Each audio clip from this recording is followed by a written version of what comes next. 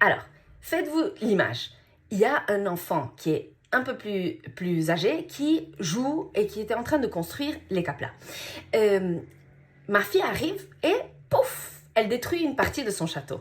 Il s'énerve, il crie. Il y a des enfants qui poussent, qui tapent, qui mordent.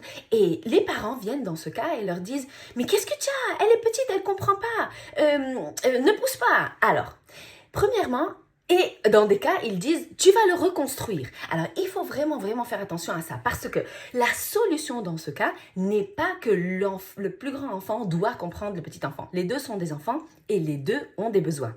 La seconde chose à laquelle il faut faire attention, c'est quand on dit « Ça va, tu vas le reconstruire. » Imaginez-vous que vous avez enlevé tous les habits de sur le sèche-linge, vous les avez pliés, vous êtes prêt à les mettre dans l'armoire et puis l'enfant vient et il vous pousse tous les habits. Et à ce moment-là, quand vous allez voir la pile par terre, vous allez vous dire « Mais qu'est-ce que tu as fait ?» Et il vous dit « Ça va, tu vas les replier. » Je ne crois pas que c'est quelque chose qu'on a envie d'écouter.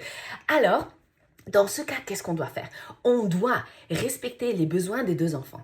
Et là, ce que j'ai fait, j'ai attrapé ma fille, je lui ai dit « Non, on regarde avec les yeux, on ne touche pas. Est-ce que je peux toucher? Non, avec les yeux. » Mais je devais encore expliquer quelque chose au cousin. Je lui ai dit « Regarde, moi je vais essayer de la tenir autant que possible pour ne pas qu'elle te détruise ça. Mais tu dois savoir qu'on est là pendant quelques jours.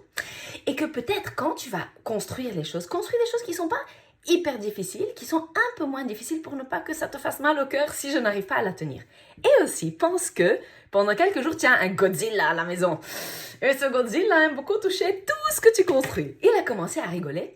Quelques minutes plus tard, j'entends « Godzilla, Godzilla, elle arrive !» Et il attendait de voir comment elle allait tout détruire. Donc, j'ai inclus ma fille dans son jeu.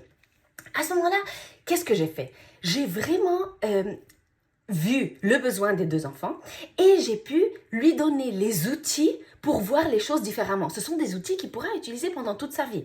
Parce que j'ai même fait attention à vraiment respecter ce dont il a besoin. Parce que je lui ai dit après, écoute, elle dort 2 heures chaque jour. Donc, pendant ces 2 heures, tu pourras faire quelque chose de plus difficile, de plus grand, sans que quelqu'un ne vienne et ne te touche les choses. Donc, il a pu comprendre comment adapter ses besoins au contexte.